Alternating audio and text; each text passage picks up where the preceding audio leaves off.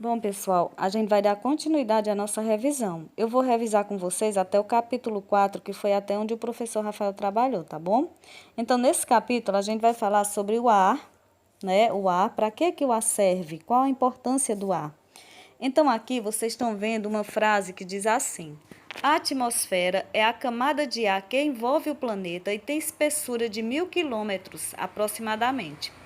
Porém, a maior parte dos gases que a constituem está concentrado entre 0 a 16 quilômetros acima da superfície terrestre, né? Ou seja, é um pequeno espaço só que tem ar.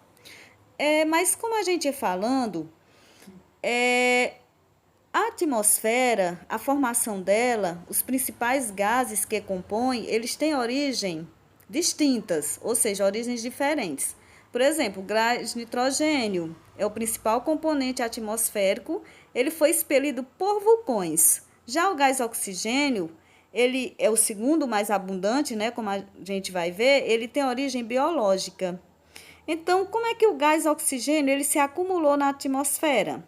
Segundo estudiosos, ele diz que foi como os seres vivos alteraram, né, o ambiente. Então, o aumento desse gás, da concentração desse gás no ambiente, né, na formação dessa atmosfera, acarretou na extinção de muitas espécies que elas não utilizavam oxigênio. O oxigênio para elas era um gás tóxico.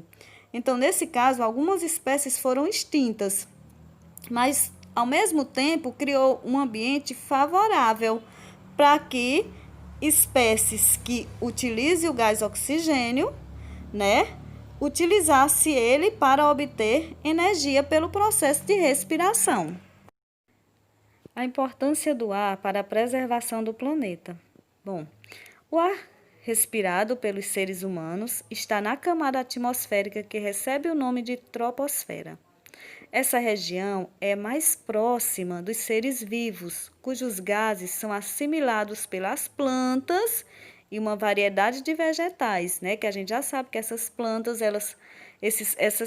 essas algas, elas são chamadas de produtores porque eles produzem seu próprio alimento e têm a capacidade de utilizar o gás carbônico, né, juntamente com a água e os raios solares para produzir o oxigênio.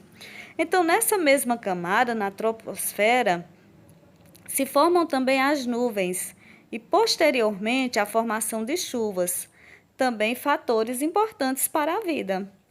A troposfera é, na verdade, uma expressão mais científica do mecanismo de respiração, dada a importância do ar concentrado nessa região. Além desses fatores, a importância do ar é também primordial para equilibrar o clima de diversas localidades, principalmente em locais que sofrem rigorosamente com estes eventos. É por meio dele que a polinização das plantas é feita. Isso acontece porque ele percorre todo o planeta, de norte a sul, pairando sobre os mares, lagos e oceanos. Percebe-se, portanto, que a importância do ar reflete em todos os meios de vida do mundo. Então, a gente está vendo a importância do ar, né? Toda a vida, tudo que é vida depende do ar. Seja vida aquática, seja vida terrestre, precisa do ar. Todos os fatores realizados pelos seres vivos necessitam de ar. Até a questão da obtenção de energia, né, precisa do ar, né, no caso do oxigênio e do gás carbônico e do vapor de água. Bom, então o ar, né, ele é composto de alguns gases. Lembrando que ele é uma mistura de gases que ele envolve o nosso planeta, que formam uma camada que é chamada a camada atmosférica. Então, ele é composto pelo gás nitrogênio, oxigênio e outros gases. Esses outros gases, como vocês podem ver aí no gráfico, está incluído também o gás carbônico. Lembrando que o gás que tem maior abundância no meio ambiente é o nitrogênio, depois o oxigênio, aí nós temos o gás carbônico em menor quantidade e os outros gases ainda em menor quantidade ainda, que a gente vai ver daqui a pouco cada um desses componentes, tá certo? Mas o ar, ele também possui propriedades, né? Porque ele é uma mistura de gases. Então, eles têm propriedades comuns, certo? Por exemplo, cor, odor e gosto. O ar, ele, por mais que ele seja fácil de ser notado, mas a gente não vai observar no ar a cor, nem o cheiro, nem o sabor, a não ser que ele esteja misturado a outros gases ou a outras substâncias, né? Aí sim a gente pode sentir, por exemplo, só um exemplo, né? Os gases eliminados pelos escapamentos dos veículos, né? A gente sente o cheiro porque ele está misturado a outras substâncias, né? Também possui outras propriedades, que é massa e volume. Ou seja, o ar, ele ocupa espaço, né? Ele ocupa espaço e ele tem volume. Por exemplo, uma bola. Quando a sua bola seca, que você vai, ela murcha, não é? Ou seja, o ar saiu e ela vai ficar mais maneira também. Aí quando você enche, ela aumentou de volume, não foi? E se você for pesar, ela também vai ficar mais pesada do que quando ela estava seca. Por quê? Porque ela está cheia de ar.